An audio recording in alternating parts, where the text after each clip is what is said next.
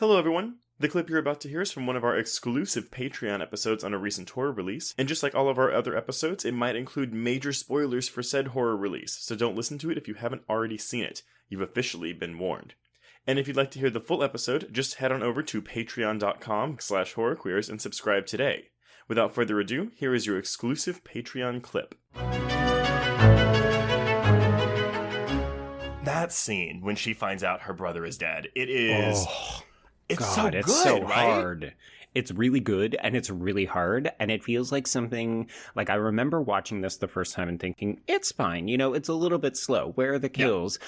And then when her brother, who is played by Froy Gutierrez, when he is killed and the police come to her lab, and she's like, no, I'm just going to call my brother. No, like I just, why isn't he picking up? I just need to speak to my brother. And you're like, holy, I have never seen the time dedicated to someone just losing their shit because they cannot process the death of someone that they love. In a quote-unquote standard slasher film. And I'm putting that in quotes because I don't know about you. So for me, and I liked this movie quite a bit on a first-time viewing. I actually liked it a lot more on a second viewing. And I'm pulling a U because I think it was one of those things where it was like, okay, like this is a slasher movie. So I walk into it expecting, cool, we're going to get like a death every like 10, 15 minutes. Yep. And that's not really what this is. It gets there in the end. Like, I think if you can hold out until they kind of get locked into the student center, that's really when the action starts to ramp up. But there are long stretches of this movie where Ellery is just kind of comatose, like trying to process her grief. We've got Kylie, who is dealing with a sexual assault, and she's trying to process that. Like, I think the other reason that you said, oh, there's a woman's touch to this is because it is handling these subjects like sexual assault, survivor syndrome, and also just grief in general. It is handling them with a lot of care and dedication, but it's all the women. Like, the men are just shit in this movie. Yeah. Well, but also, like, the way the women characters are written, like, they're not like your typical, college sorority bitches. Much to my chagrin. I'm just kidding. I actually like them, but... Well, it's funny, though, because the movie literally opens to the point where you say, oh, is this just a Sorority Row knockoff? Because it could be. And then all of a sudden it's like, nope, these characters are actually, they're smart, they're complicated, they're interesting. So the film really plays on your expectations of who the women will be, and then it uses that to its advantage to make you care more. Yeah, absolutely. I mean, in the first scene alone, when you see how they handle the party scene, and whenever Ellery finds Kylie passed out in that room with her brother, like all of this, it's like, okay, good, yeah, this is what friends do for each other. And it's a portal into a world that I'm not super familiar with because Greek life was really not my thing. No. But yeah, I just really enjoyed living in this world where there's a rapist and a killer going around. But within reason, yeah. Yeah, within reason. But yeah, the pacing issues you mentioned, I felt them less on a rewatch. Honestly, the parts where I'm kind of like, ugh, move it along, is with Yancy Butler. I think her scenes kind of drag the film down a bit.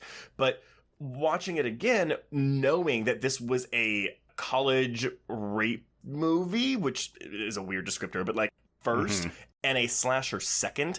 Yes. Most of the pacing issues I had the first time around were gone because I wasn't just sitting here waiting for the next kill. And to the point where when the kills do happen, it feels like we're taking valuable time away from Ellery and Kylie. And also, we haven't mentioned Shailene, who is played by Shireen Lay, and she's also really, really good. Like, she's basically the most supportive friend you could ever ask for. No, I agree, but I was going to say that in terms of the characters, because, I mean, Ellery is the focus of this film. She obviously is our protagonist. Kylie is mostly well-developed. I mean, unfortunately, because she is the rape survivor. Well, supposedly, right? I mean, is it ever confirmed for sure that she was raped? Okay, so that's actually a valuable question. Okay.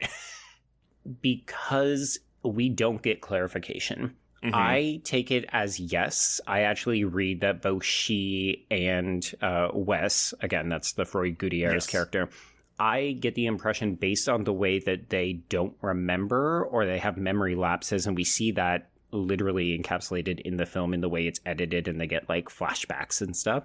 That to me is symptomatic that they have been roofied. Okay. I wanted, because again, both times I watched this, it was like I ended it and I just forgot that like there was no clarification. There was no closure really with that. And honestly, it makes me kind of like the movie more because it sits there. I'm just thinking about it afterwards. Like this is a movie that does stick with me and I applaud it for that.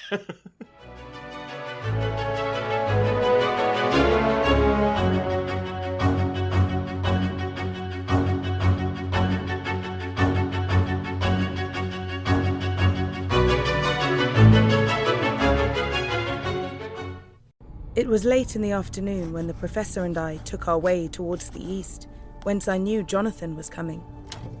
Jonathan Harker has asked me to note this, as he says he is hardly equal to the task, and he wants an exact record kept. Dear Madam Mina, I have read your husband's so wonderful diary. Strange and terrible as it is true. I will pledge my life on it. God preserve my sanity, for to this I am reduced. Safety and the assurance of safety are things of the past. I am in hopes that I shall see more of you at Castle Dracula.